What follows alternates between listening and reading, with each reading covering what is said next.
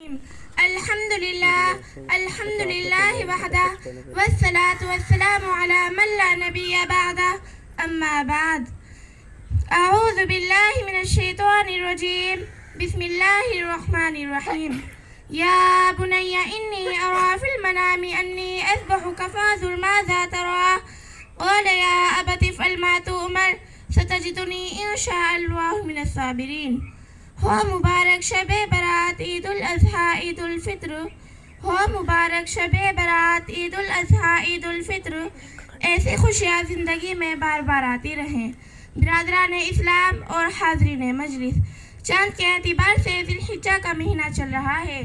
اس ماہ میں جہاں بہت سی تاریخی واقعات نظر آتے ہیں، وہیں پر حضرت ابراہیم اور ان کے بیٹے حضرت اسماعیل علیہ السلام کی قربانی کا تاریخ ساز واقعہ اپنی مثال آپ ہے۔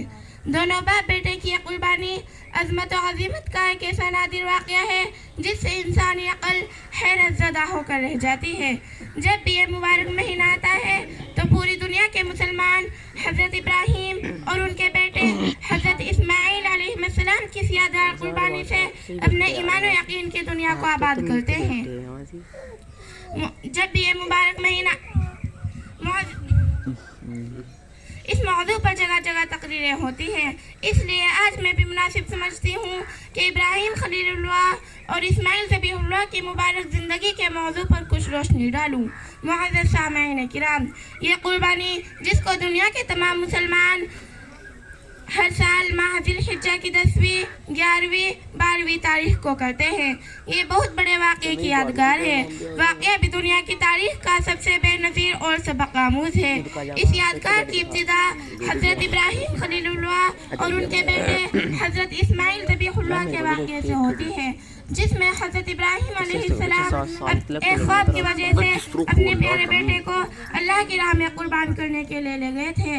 معزز حاضرین، واقعہ یوں ہوا، حضرت ابراہیم علیہ السلام کی عمر مبارک 86 سال ہو چکی تھی، لیکن آپ کے یہاں کوئی اولاد نہ تھی۔ ان حالات میں عام انسان اولاد سے مایوس ہو جاتا ہے، لیکن حضرت ابراہیم علیہ السلام اللہ کے خلیل یعنی دوست تھے، ان کا اللہ کی رحمت سے مایوس ہو جانا یہ ان کی شان نہ تھی۔ چنانچہ آپ نے اللہ کی بارگاہ میں دعا کے لیے ہاتھ اٹھائے اور فرمایا رب ہب لی من الصالحین، یعنی اے اللہ مجھے نیک صالح اولاد عطا فرما۔ اللہ نے آپ کی دعا قبول فرمائی اور آپ کو حضرت اسماعیل عطا ہوئے۔ معزز سامعین کرام، حضرت اسماعیل علیہ السلام کو اللہ نے آزمایا اور 3 دن تک خواب دیکھا کہ میں اپنے بیٹے کو ذبح کر رہا ہوں۔ چنانچہ اس کو اللہ کا حکم آنا اور اپنے بیٹے سے فرمایا یا بنی انی ارا فی المنام انی اذبحک، اے بیٹے میں نے خواب دیکھا کہ میں تجھ کو ذبح کر رہا ہوں، فانظر ماذا تری، بتا بیٹے تیری کیا رائے ہے۔ نیک بخت بیٹا بولا قال یا ابت افعل ما تؤمر، ابا جان جس بات کا آپ کو حکم ملا اس کو کیجئے، ستجدنی ان شاء اللہ من الصابرین، آپ مجھے انشاءاللہ صبر کرنے والوں میں سے پائیں گے۔